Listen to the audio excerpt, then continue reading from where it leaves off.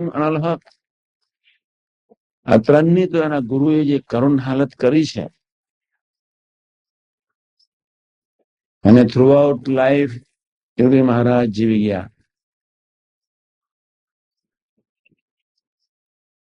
બધી જ રીતે ભેજો બંધ થઈ જાય એવા સંજોગોમાં બધી જ રીતે અપમાનો સહન કર્યા. ત્યારે સ્વામી બોલી શક્યા કે હું સુખ્યો થઈ ગયો. બસ આપણે વિસ્ફોટ કરવાનો છે સ્વનો. તમે છો જ નહીં, અસ્તિત્વમાંથી બહાર નીકળવાનો છે. આજે કે કાલે ગમે ત્યારે પાપમાંથી બહાર નીકળવાનું છે ને પુણ્યમાંથી બહાર નીકળવાનું છે. રજોગુણમાંથી બહાર નીકળવાનું છે, તમોગુણમાંથી, સત્વગુણમાંથી બહાર નીકળવાનું છે, અને સામ્ય અવસ્થારૂપ જાનપણામાંથી બહાર નીકળવાનું છે. ત્યાં વતનાદ મસ્ત, બહુ સહેલામાં સહેલું વતનાદ. એક સામાન્ય ખપનો વિચાર કરીએ તો એક લૌકિક સિદ્ધિઓ માટે માણસ ગમે તેટલો ભીડો વીટી શકતો હોય, અંતરાત્માને સમૃદ્ધ બનાવવા માટે આ વતનાદ તો આપણા માટે બહુ સુગમ છે, સરળ છે. લૌકિક સિદ્ધિઓને પ્રાપ્ત કરવા માટે રાષ્ટ્રીય નેતાઓએ કેટલું બધું સહન કર્યું છે. વીર સાવરકરે કેટલું બધું સહન કર્યું છે. જલિયાનવાલા બાગમાં જે બળી જનાર સૈનિકો, પ્રજા, એને કેટલું બધું સહન કર્યું છે. અત્યારે તો આપણે એવું કઈ છે નહીં.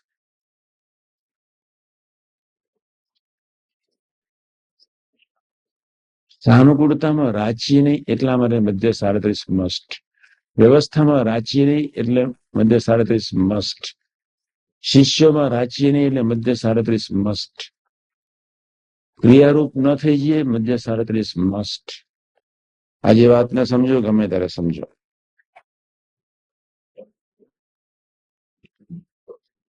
બે શબ્દ આપણને કોઈ કહે અથવા તમારી વાત કોઈ ત્રીજો કરતો તમારી પાસે વાત આવી તો બી આપણે વિચારમાં પડી જઈએ છીએ.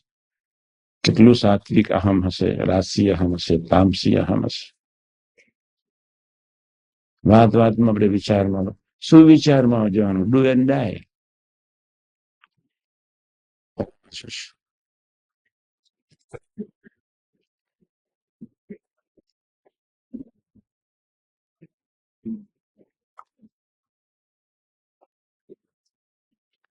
ગીતામાં કહ્યું છે જે જ્ઞાની હોય તે પણ પોતાની પ્રકૃતિ સરખું આચરણ કરે. અને શાસ્ત્રે કહ્યું એવો જે નિગ્રહ તેનું જોર ચાલે નહીં. શાસ્ત્રમાં કયું એવું જે બંધારણ, શાસ્ત્રમાં કઈ એવી મર્યાદા, શાસ્ત્રમાં કયો એવો વિવેક, એ બધું તૂટી જાય. આપણે વિચાર કરીએ ત્યારે ખ્યાલ આવે. શાસ્ત્રમાં કયો એવી મર્યાદા, વિવેક, સામાન્ય ધર્મો, બધું ક્યારે તૂટી જાય ખબર ન પડે. શાસ્ત્રે કહ્યું એવો જે નિગ્રહ તેનો ચોર ચાલે. પરિસ્થિતિ જયારે બદલાય, જયારે દેશકાળ બદલાય, ત્યારે માનવી ક્યારે ફસાઈ જાય ખબર ન પડે.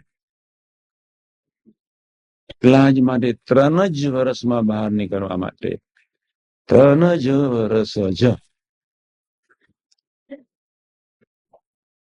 જ્ઞાની પણ પોતાની પ્રકૃતિ સરખું આચરણ કરે.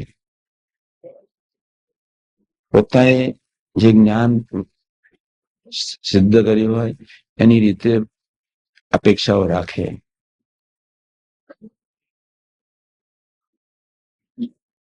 અને એ અપેક્ષાઓ જીવતો રહે. સાત્વિકતાનું પોષણ થાય. અને ક્યારે સંબંધ તોડી નાખે ખબર ન પડે. સાત્વિકતા જ્યાં સુધી છે ત્યાં સુધી બધા દોષ છે સમજો. સાથે કે સત્વગુણમાં જેટલું જાનપણું રહે છે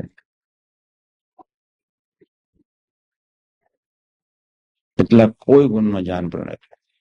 સત્વગુણ જેટલો અભાવ લેવડાવે છે, સત્વગુણ જેટલો મનમુખી જીવડાવે છે, સત્વગુણ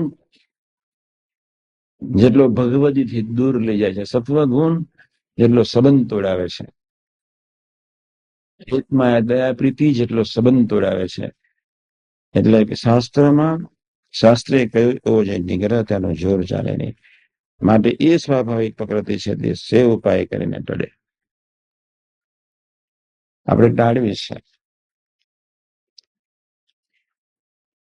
રામકૃષ્ણ પરમહંસ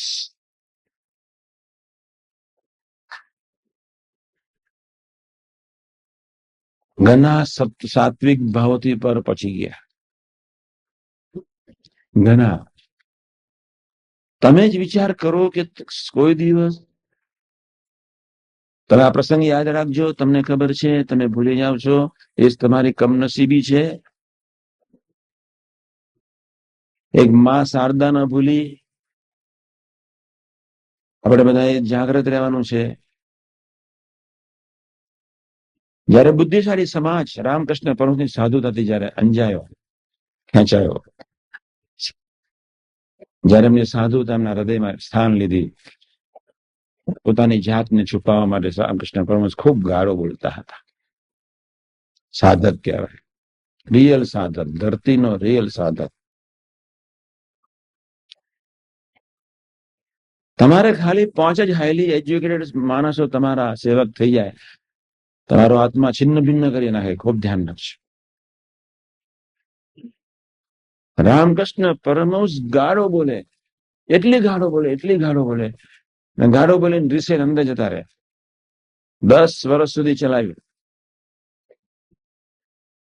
2 દિવસ માટે નહીં. એક બહુ બુદ્ધિશાળી માણસે પ્રશ્ન પૂછ્યો 10 વર્ષના અંતે કે તમારી બ્રહ્મ મસ્તીમાં તમે કોઈ દિવસ ગાળ બોલો નહીં, કોઈ ઉપેક્ષા કરો નહીં. બ્રહ્મને તો બ્રહ્મ જ દેખાય, તમે ગાળો કેમ બોલો છો? ત્યારે રામકૃષ્ણ પરમહંસ એટલું જ બોલ્યા, હજુ મારે પ્રાપ્ત કરવાનું છે એટલું બાકી છે, અને જો હું ગાળો બોલીને તમને જો ગાળી ના મૂકો તો પ્રાપ્ત કરવાનું રહી જાય.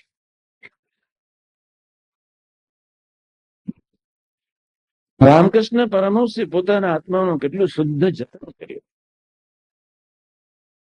રિયલ સાધક ધરતીમાં કહેવાય. આપણે પ્રવૃત્તિ માર્ગના વરેલા માણસો સેવાના અર્થને વ્યવસ્થિત ખરેખર નહીં સમજીએ. પ્રાદેશિક અમરીશો, ટોપ પ્રમુખો, ટોપ ફોરેન વાળાઓ, બહેનો, સહિષ્ણુ, ટોપ યુવકો, ડિપાર્ટમેન્ટલ હેડ્સ, બધા અંતરખોજ કરે ત્યારે ખબર પડે. સેવા થાય છે કે રાગ પોસાય છે, ડાપણ થાય છે, સાત્વિકતાનામાં રાચીએ છીએ, કોઈ ગુણના જાનપણામાં રાચીએ છીએ.